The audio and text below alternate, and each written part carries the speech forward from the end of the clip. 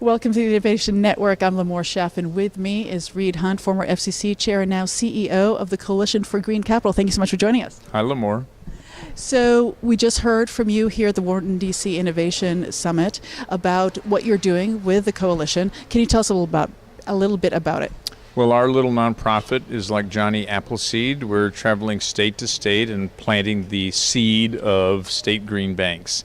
The idea of a state green bank is to create markets in clean energy that just don't exist or are very, very small and need to be really big if we want to save the world. And so these banks are going to be funding entities for different kinds of organizations and companies in the green space. How do they work? That's exactly right. You've got it exactly right. You go to that green bank, knock on the door and say, I'd like a loan to start a solar panel installer company, or I'd like to do some insulation work in the business offices in my town, and you should get the loan. And so some of the statistics that you shared with us is that already energy coming off of solar is cheaper than what's coming off the grid. Organizations, companies, states are starting to recognize this, and so they're starting to move in that direction.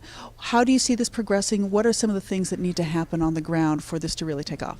Well, government needs to be in favor of distributed solar power and not against it. That's a really big point. So government needs to say to electric utilities, we want you to let people put solar panels on the roof, and we don't want you to create any obstacles.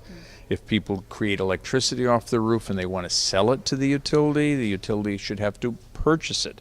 We'd rather have the utility purchase clean energy off your roof than carbon energy from some coal-fired boiler. So these choices are the choices that we elect people in government to make, and I think most people know the right choice, which is we should choose the future. So what does the role of government have in actually facilitating innovation and having it take place? The idea of government is to give people opportunities. The idea of government is to create markets that don't exist or to open markets that are closed. America leads the world in self-criticism, and it also leads the world in change.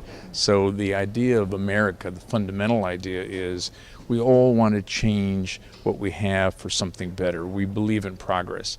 And so the American government, when it's working, opens the doors to progress. And do you think our American government can in fact do that? What are some recent examples you would say?